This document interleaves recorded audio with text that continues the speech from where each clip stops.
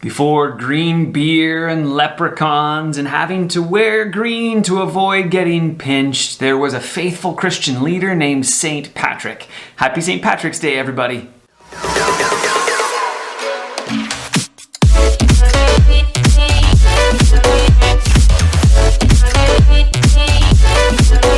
Now, despite what you might think, Patrick was not actually Irish. At least he wasn't born in Ireland. He was actually born in the Roman province of Britannia, probably Wales or maybe even England.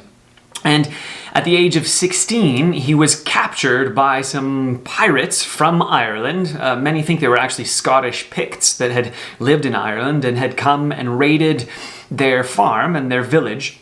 And Patrick was the son of a fairly wealthy local official who was also a deacon within the Christian church, but Patrick himself says that he didn't really believe or have any kind of religious sensibilities. And after he was captured at the age of 16, he was brought to Ireland, transferred to the west coast, far away, to the hopes that he wouldn't escape, and sold to a local Irish farmer, where he was sent out into the wilderness to then be a shepherd, to watch over the sheep that were there, often given little to no sustenance, no abilities, no shelter, no other things. He was a slave, and he was sent out to simply look after the sheep out there and basically live like them.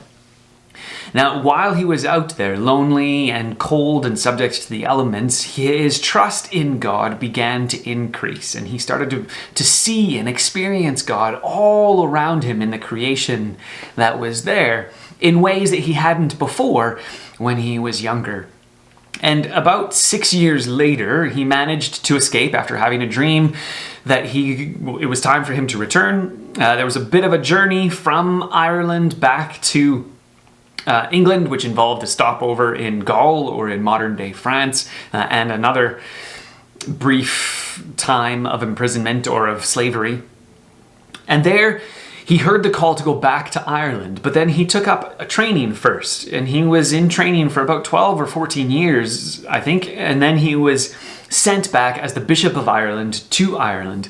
And when he went there, his goal wasn't just to be a representative or a help to the Christians that were there, but his goal was actually to help reach those who didn't believe about Jesus and to help them understand. And one of the main ways that he did this was to go from town to town and to set up communities there. Surprisingly, or maybe not surprisingly, Patrick does not build a church first of all.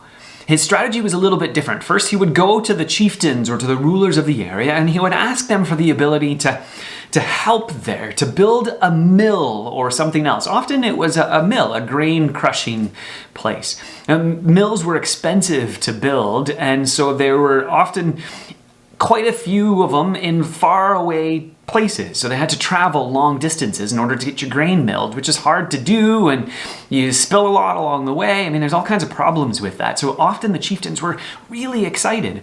And so Patrick and a number of others who had come from various other places, other converts to Christianity, would come. They would build this mill, set up a bit of a monastery, so to speak. It's different from like what we would think of a monastery today, but it was a working community that had some people who had committed themselves to being celibate, kind of the traditional monks, as well as a number who would come and support, some married families as well, who would support this particular community. And the first thing they would do is build that mill as a gift to the community around. And they would work in that mill, they would grind the grain, and they would help others around to be able to use that. And then they would often build the church to help provide a place of worship for them and for those who then converted to Christianity because they recognized and they saw the love and grace of God in the love and the gift that this community had given to that particular place by providing them with something that they needed. I think there are some powerful lessons in the life of Patrick that can really help us today.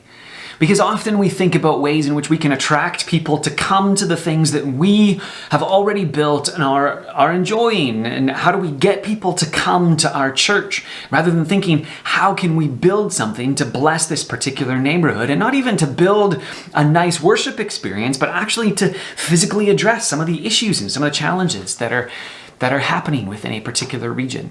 I love that that's the way that our tradition thinks about investing in our particular communities. As people who believe in Jesus, the organic church, the church as organism, are sent out into the world, not just to earn money so that they can continue to pay for the church or to provide a future for themselves, but to actually be a blessing to that particular community. And sometimes we do so as an institution as well. We find ways to make a blessing to a particular place or to fulfill a need. And so the question I have for you is, what need do you see in your particular community? And how might you, along with a group of others, maybe that is your local church, maybe that is our church here in Woodynook, how can we build that particular thing for this particular community so that they can see and experience this gift of a loving God and then come to give their lives to Him? As usual, if this has been helpful for you, I'd encourage you to like the video and maybe comment on the ways in which you see some needs in our community that are not being fully addressed.